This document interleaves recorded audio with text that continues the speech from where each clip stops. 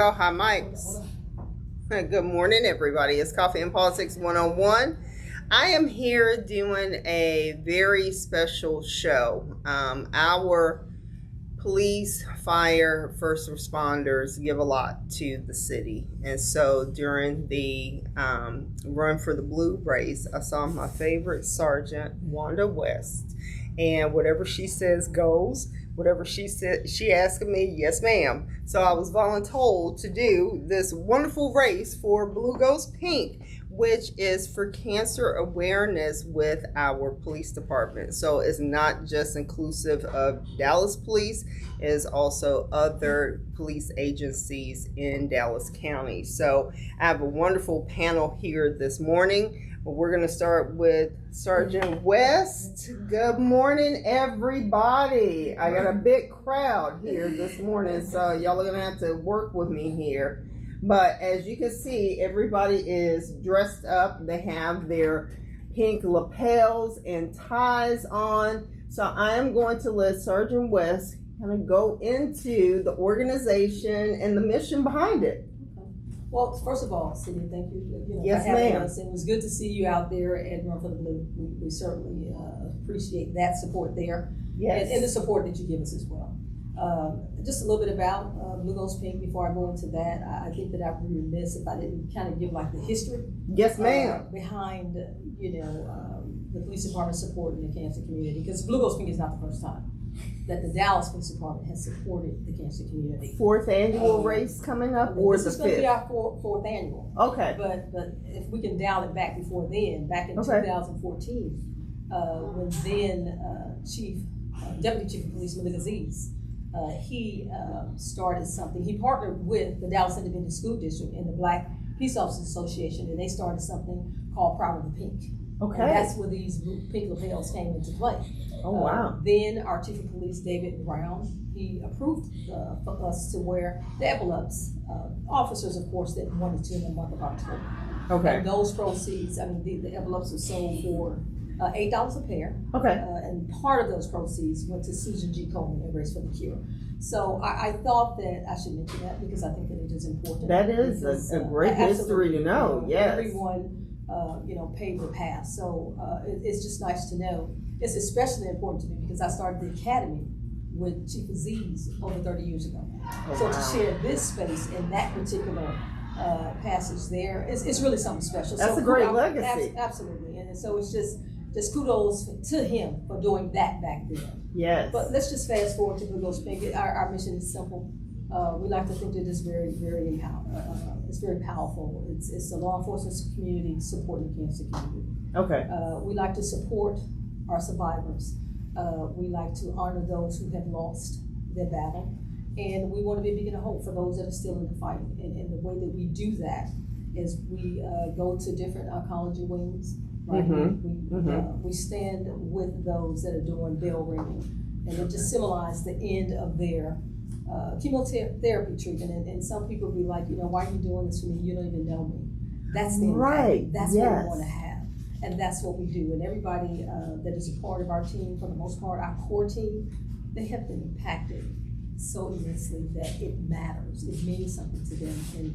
And it's even more special that it's not just the Dallas Police Department. When we started our walk 4 years ago, we started, at Murphy Point, and then we moved to Markinburg Station.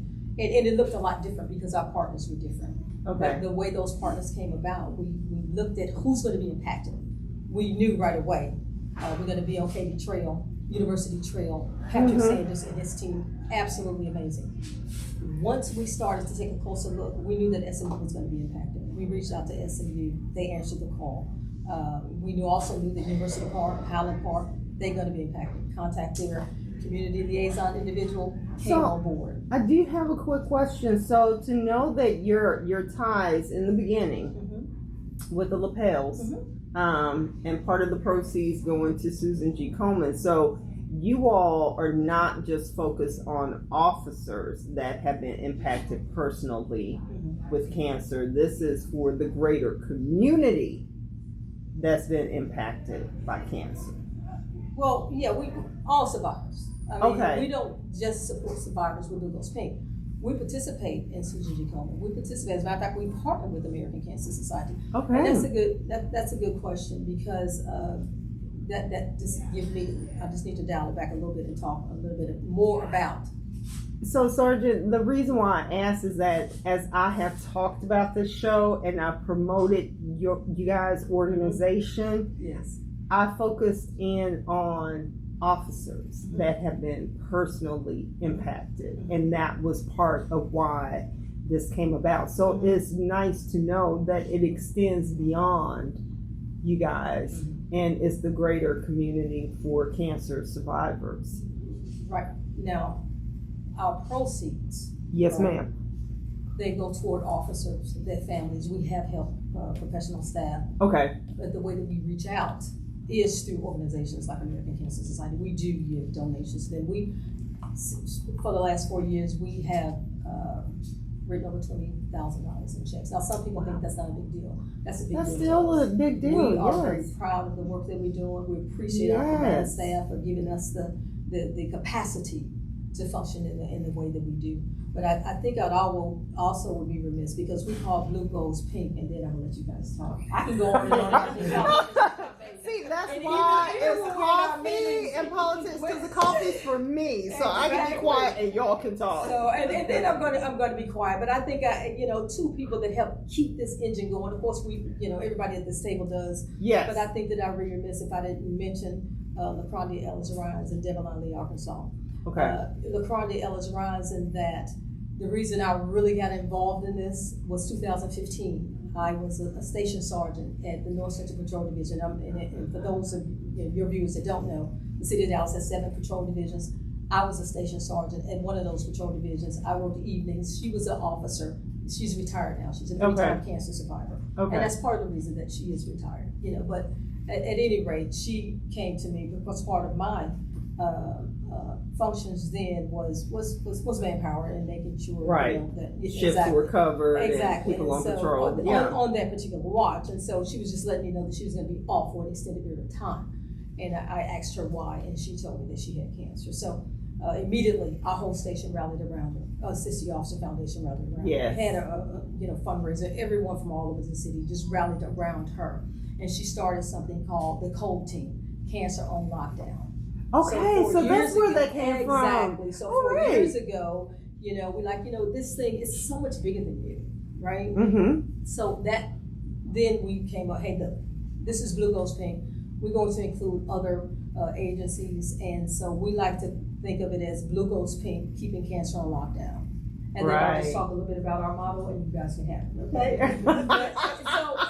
So we came up with our model, born from loyalty, driven by purpose, because we were born from our loyalty to her. But now our purpose is so much bigger. Yes. And we're proud of that. So I'll Congratulations. that is wonderful. And again, as I talked about the show, and I wanted to highlight and showcase you guys and wanted people to have this awareness of your organization. Mm-hmm. People think y'all are officers. Y'all are not human. You all do not have lives like the rest of the residents and the citizens in the city, in the county.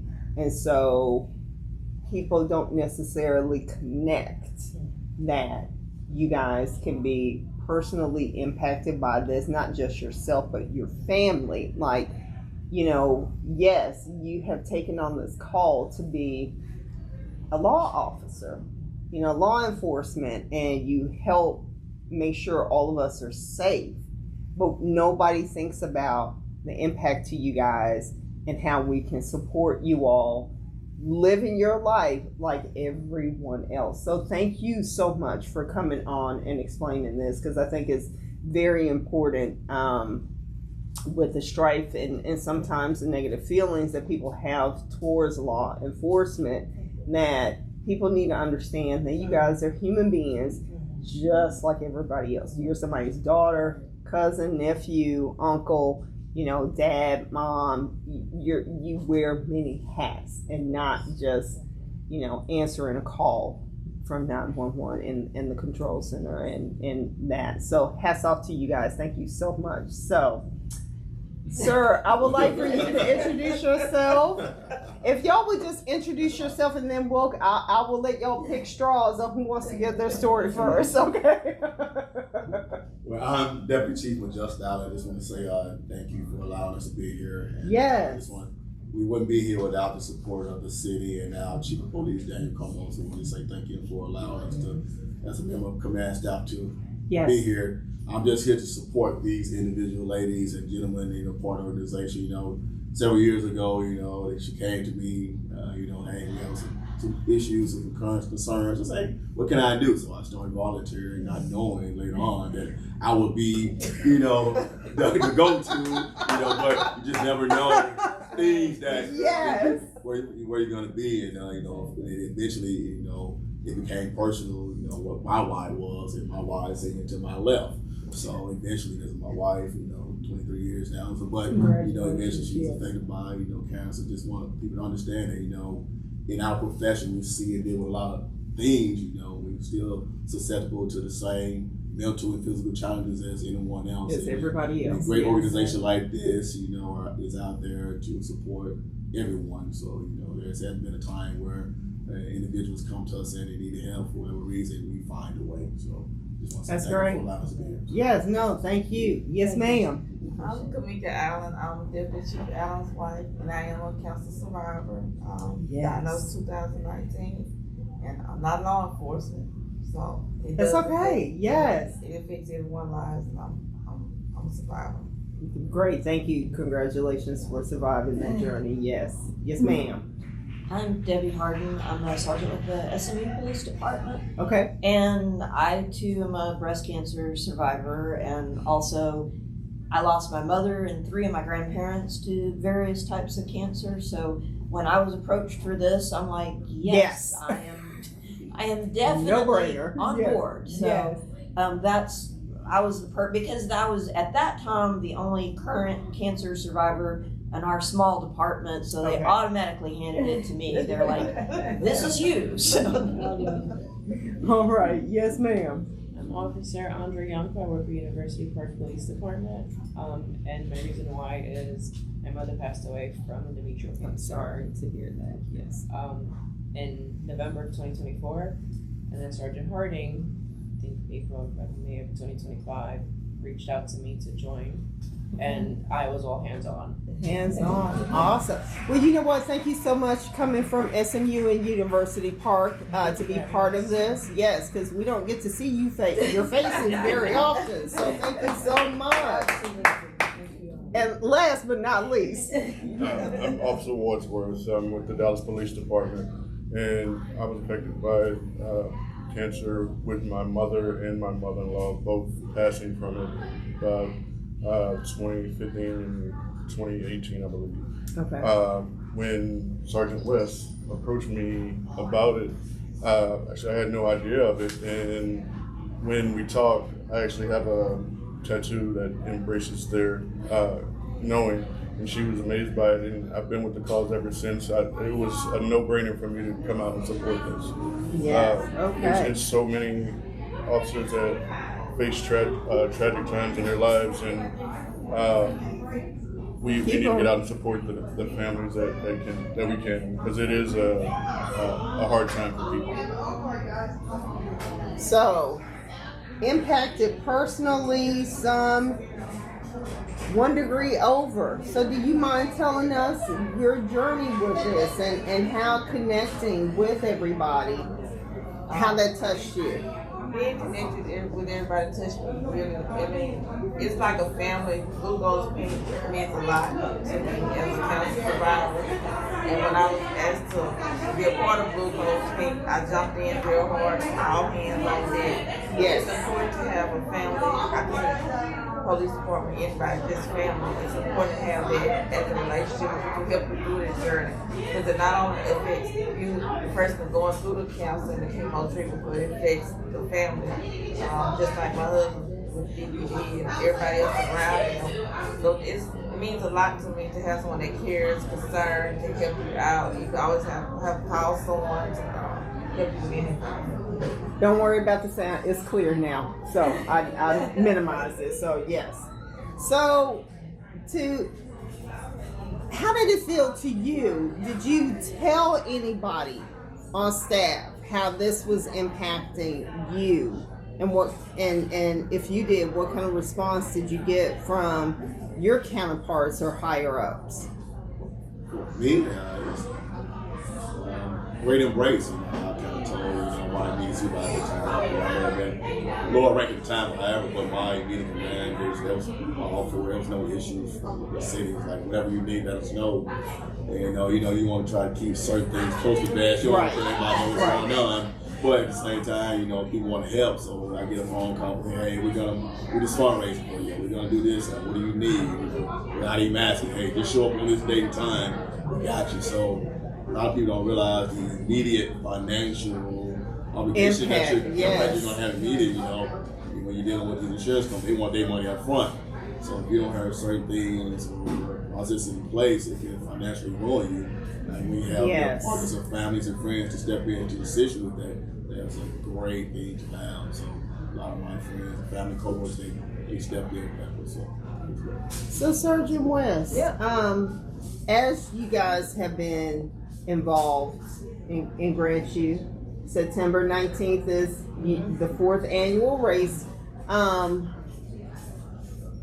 How much have you seen the relief that your organization has been able to provide, even though it may feel small, but just that impact? Because, as he said, that it's a huge financial burden. And unfortunately, we're not in the 70s and the 80s where benefits were a lot different than they are today. What have you seen from your officers that give in that way? Well, it is not, again, just our officers. This is just a portion of our group and our committee, and each time it's not a week that goes by that one of those officers from different jurisdictions are calling and saying, hey, someone on our department, or we have a spouse, can at the very least, can we help with transportation back and forth, or and I'll let him. He's really selling his show short. He has started. He don't want to talk about it, but I'm going to ask you to talk about it because it just really just I'm gonna touches ask my you to heart. talk about it. You are going to talk about it because what he does. The impact, the goal of the impact that we're trying to have, is an impact that is so meaningful that people really need it. You need a ride to get to your or someone to sit with you. Yes, you need to, when you turn the corner and you coming over that hurdle of this is my last chemo treatment, and no one from your family's there, and you just see someone. That's impact, and that's the goal. That's what we're trying to go for. But I'm gonna lean into him a little bit and ask him to share his. If there's a problem, I'm fine. But he does some amazing work, and the reason I'm asking him to share it because it's all on social media anyway. So and it's impactful, and where it comes from. Every time I think about him and why he's involved, and I saw that tattoo on his arm. I just don't approach anyone. I approach people with passion. Because that's what we're looking for. We want our impact to be real, and we want to be able to feel something when that person that we're pouring into is feeling. We want to have that connection, and that's what this is about. So I'll defer to you, and I'll come back and talk a little bit more about Carnivals and our walk that's coming up.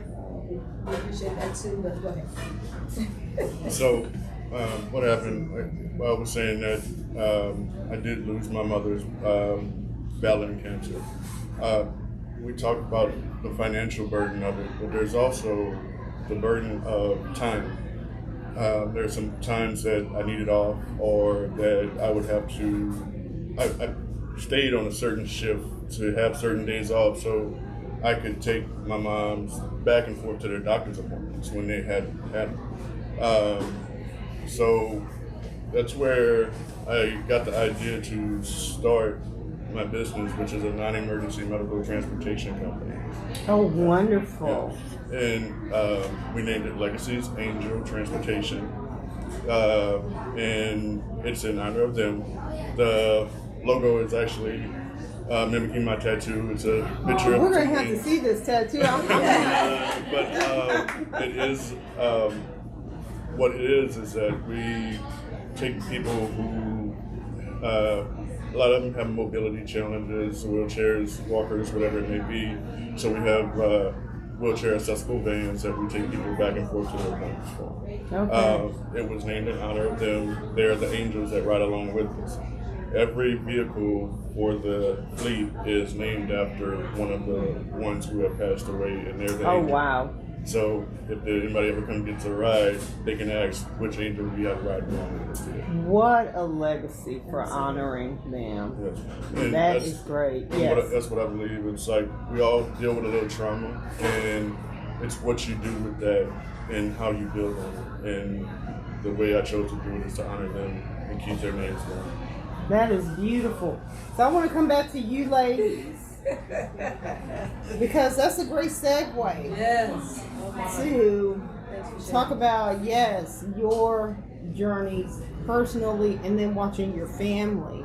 So knowing that there were people that you could count on just to be there with you. What was that like? And I say that because I'm a loner.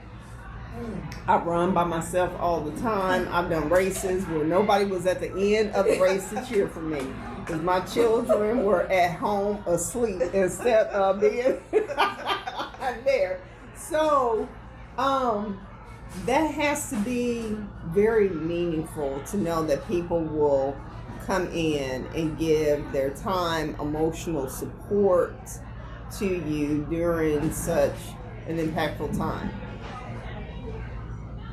I was diagnosed at 39, so at 39, you're not thinking you're going to get diagnosed with cancer, sitting in the chemo chair today for my 40th birthday. I thought I was going to record it. No. It was very impactful because of his schedule. They did allow him to come to treatments and stuff, but I was blessed to have other people, like church family members, to come sit with me or best friends, because we didn't have any family here. And then his department and the other departments with the police department will come and sit and check on us. It's just important to have that people that be there to support you, that let you know you're not alone. I'm a very private person, so I'm like, I didn't want anyone to know what he told. So it's just very important to have that family aspect. I consider everyone family, still consider them family. Yeah. Just to have that person, people to help you with it. It's a lot. It's a lot. It's a mental strain. It's emotional strain. It's just good to have that outlet of people that you know that's there to support you and help you. Yes, ma'am. It is really good to know that you can call on your law enforcement family for help, because your family wants to be there for you, but they too have jobs and kids, and they don't necessarily live next door to you. So knowing that if you need help, that you can call on that extended family, because you have time periods when you've had surgery and you're not allowed to drive, or Right. like I have livestock and I couldn't go to the feed store and lift things, and Yes. it's like there's a lot of things like that you don't realize until you're in the middle of it, and you're like, I can't fulfill my obligations because I Right. can't drive, can't lift, can't whatever. So it's awesome to know that all you had to do is pick up the phone, and if the person you called couldn't do it, they'd reach out and find somebody They that found could. somebody. Yes. That solidarity is something that, I mean, your work family you spend a lot of time with. They become your family. More hours than your biological family. Yes. And so that is really good to know that people step up in a time of need. I mean, you have livestock. That is a challenge in itself, just when you are healthy. Yes. So I can only imagine what was going through your mind, like, what am I going to do now that this has come on my plate?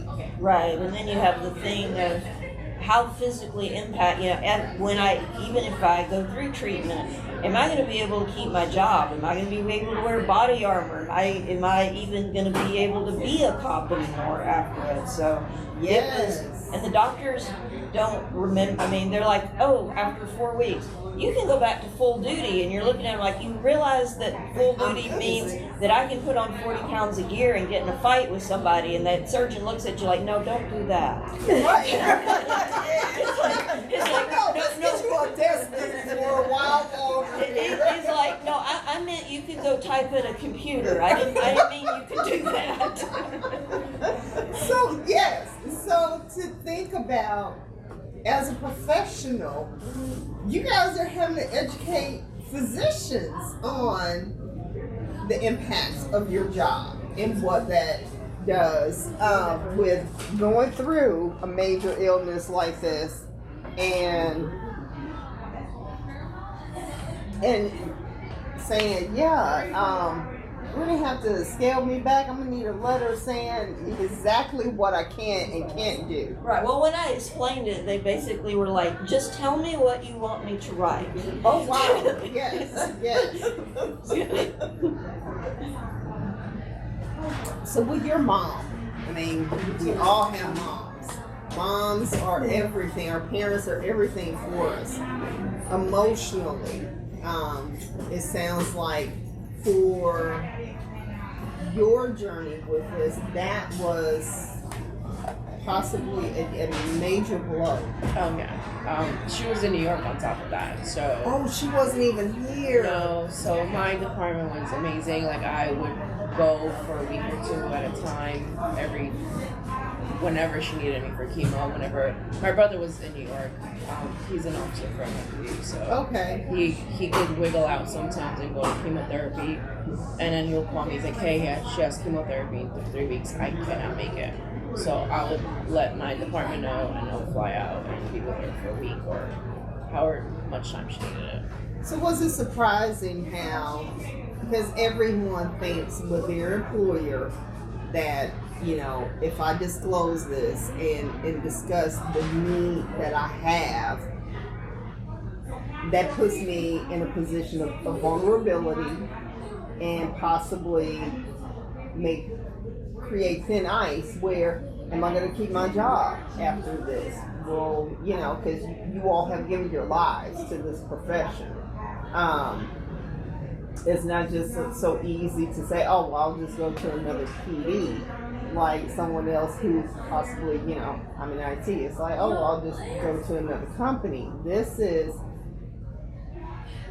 a big chunk of your life. So what was that like saying, this is what is, and I need the support. I need to be with her, and right now she's very important. So I told my immediate supervisor, and her first reaction was, "This job will be here when you get back. Just go be with your mother." So that was amazing to hear. It was relieving because I didn't know what to expect. I was only down here for like a year and a half. Oh wow! So Yeah. I moved in March of 2022, so Okay. I wasn't really sure what to expect or Yeah. how things really work here. Right. It's very Right. different in New York, so. Yeah. I'm sure. Yeah. Signing off to take time off or FMLA. Yeah, that could be precarious feeling for you. So that's good to know that the department understands and supports you guys. And yes, sir. I was about to say, I want people to underestimate what she's saying or take minimum what she's saying about having a department that supports you. Like in her mind, she probably thinking, we only earn so much time a year. How much Right. time do I have, say, how Right. much PTL do I have? And once you exhaust that, what do you do? What do you do? Now Yes. you leave without pay. Okay, now am I going to just take off, not show up, and get disciplined for it? What's more important to me? Job or my family? So that's you got to fight that conflict. So a lot of people get to that situation where they have to decide job over family, which most times they can choose family. So now you get disciplined days off, you lose money, and now you go back to the financial issues. Now, okay, now I have money, now I have Right. bills. What do I Right. do? Now, it's a spiraling effect of what you gotta do now. You start doing things, you find officers doing things they should be doing that are important. But if you have a great department, a great organization behind you, do that understands that, it alleviates a lot of things from you. We're gonna find ways by the share time. We're not violating policy, however, but Right. as long as you have people that support you with that to make it work for you, that is underrated. Yeah. All right, just to take that pressure off of me, this is a life-changing situation. And nobody wants to feel that pressure of having to make tough decisions like that. And they just want themselves or their loved ones to make it through it. And to hear, the job will be here, I'm sure you were like, oh, thank you. Yes. And I'm sure the support and you guys not having family here and being able to pull on the community at large to help you through this, and I'm sure with you for your emotional support behind this was welcome and needed, and I'm sure a sigh of relief for all of you guys to go through something like this and to know you're not alone. All right, so we have a new guest here. Hi. Apologies for the lateness. It's okay. It's okay. Please just introduce yourself, and we're telling our stories with how we came to be as part of the organization and the personal impact on our why. Okay. Well, I'm Sergeant Misty McBride. I'm with the Dallas County Fire Marshal's office. I came part of the organization actually through my boyfriend. Okay. His previous wife passed of breast cancer. She'd been battling it for over 4 years and passed of it. And we actually used to work together, my previous agency at DART. Okay. And he learned of my breast cancer kind of while she was going through it through some coworkers and everything. So, we had the friendship already, started talking again, eventually started dating after that. And he was the DART liaison. Okay. With Blue Ghost Pink. Okay. And told me about it. I went to it last year, and I was planning on running. I had my running gear on, and I went and changed this some jeans, boots, and a polo, and helped out with wherever Sarge told me to go, and whatever was needed. She is good at volunteering and telling people to Yes, everybody was looking at me because I had all my running stuff, and then I actually had my tag on my shirt, and they're like, "Aren't you? I'm whatever y'all need me to do. This is what I'm doing." Okay. So that's how we got together, and then I already started on this year's, and I want to be out there. I'm going to be whatever needs to be done, but we're going to have our other people out there. I've already told my department we're doing this, and they're 100% behind it. Oh, great. So, because like with my with my story, yes, ma'am. I had 3 years ago. I went and did my little checkup, and then one of the hospitals like, well, something. I'm like, okay.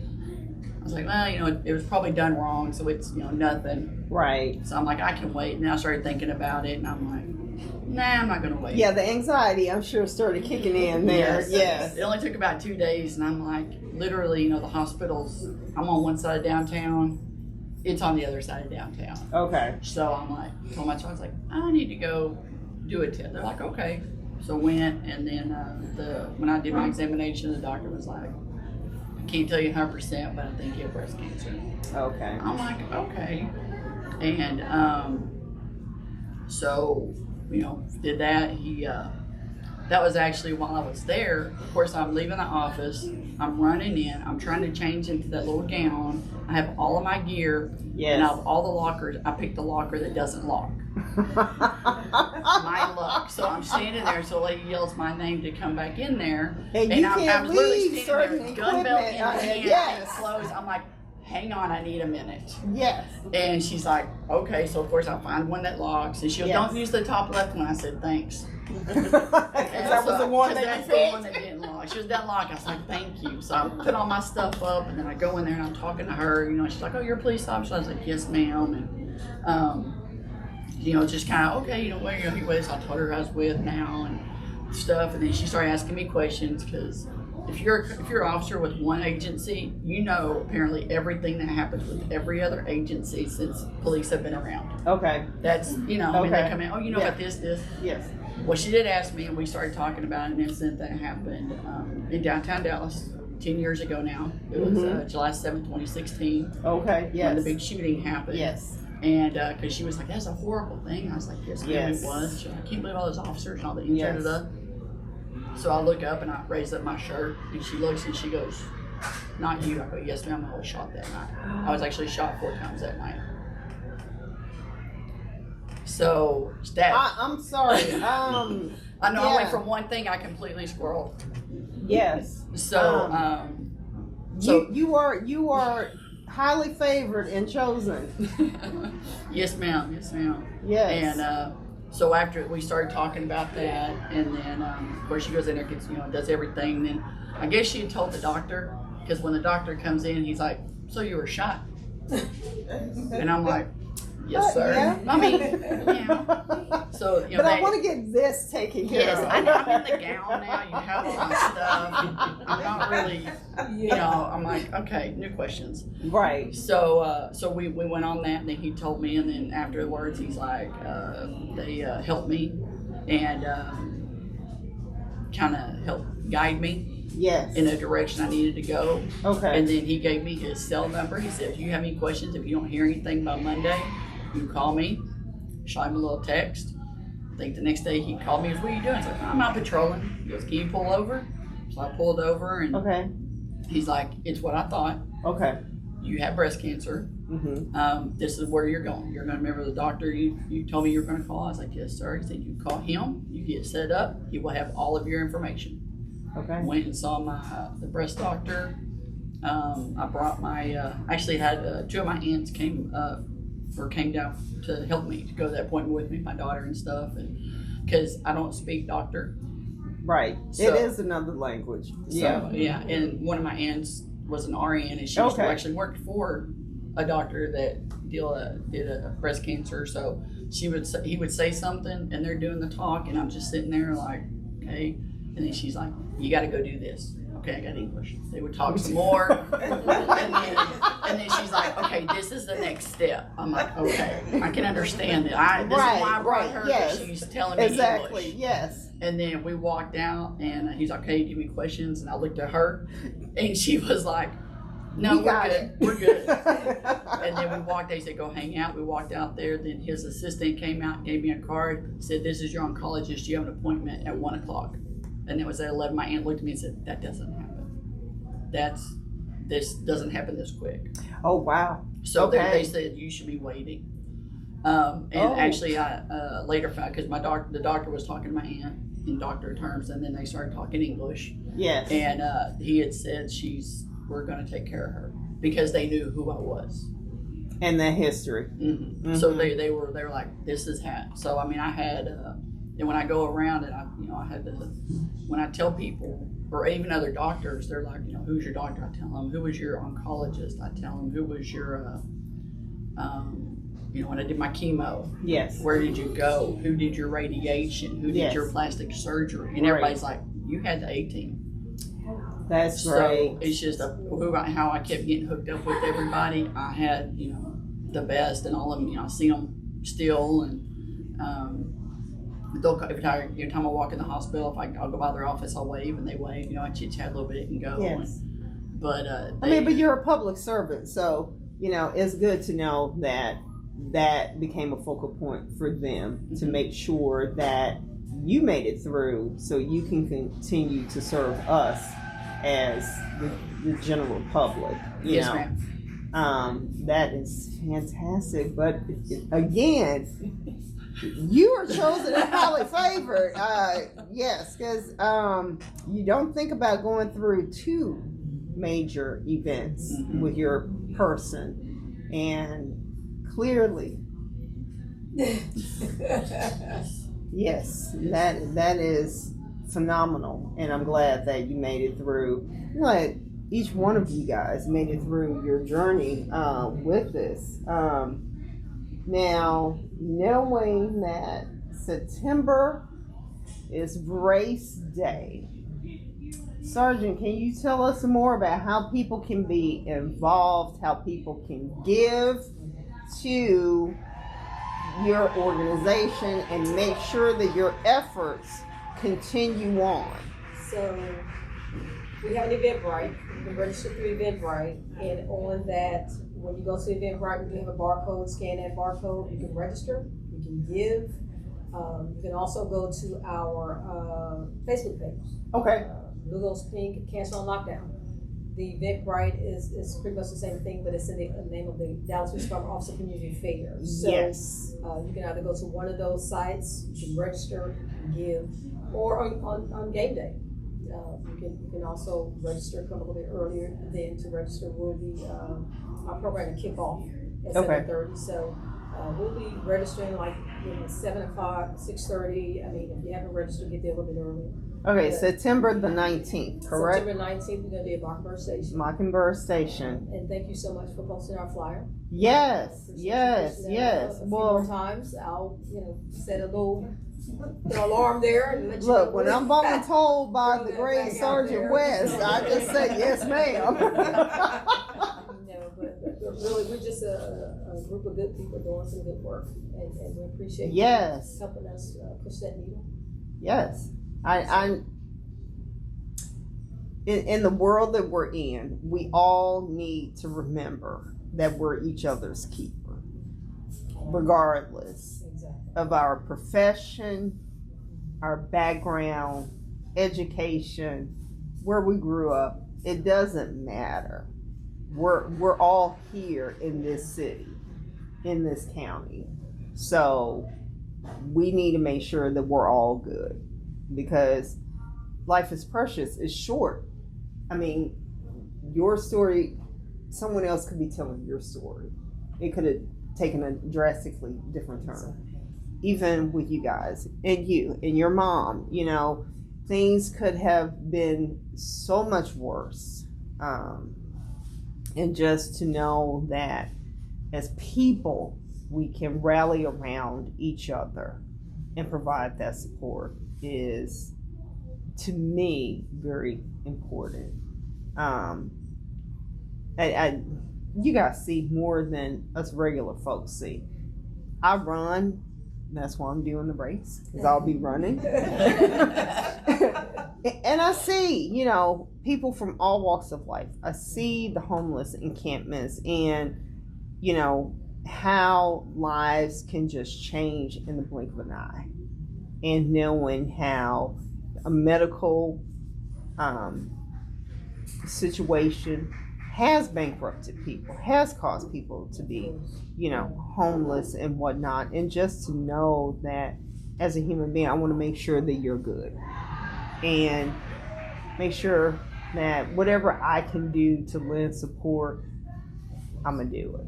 So I think it's phenomenal. And those angels, that's very important. That is an amazing legacy to leave for them, and to know that they're still providing that spirit protection for everyone that's involved in riding. So, ma'am, I'm gonna leave you with anybody with final closing thoughts for. We just want to ask that everyone come out, because the only way we can do what we do is that people show up and support us. Yes. So if you can, any one of our partners page, the Mockingbird Station page, CBRE, those are our partners. All of our partnering law enforcement agencies, SMU, they're doing an amazing job. Go to any of those Facebook pages that our flyers on those pages and that barcodes on that pages. Even if you can't walk, even if you can't participate, just show some support. Donate, come volunteer. Yes, So give some time. Yes. Other law enforcement agencies, it's not Dallas Police Department goes pink, it's not Highland Park goes pink, the Sheriff's Department is Blue Goes Pink. Come on down and join us and help us support the cancer community. All right. Well, thank you guys so much. I apologize. Normally I have a different setting here. And thank you for giving your time, sharing your story, but also giving your commitment to this organization, this movement. I am proud to have you guys on the show. Thank you so much for giving me this opportunity to help spread this awareness, because y'all are the community too. Okay. All right. So thank you guys so much. Thank you. All righty. So next Saturday, I will have Jesse Moreno, Councilman Moreno, on the show. We'll be here at Mocha. So like, share, pass this on. Anyone that could be going through a challenging time, share this video with them. Know that there's community out there that provides support, and our law officers, they understand, because they're human as well. So the weekend is hot. Let's spend time with those that mean the most to you and you love, because life is precious. All right. So we'll see you next Saturday.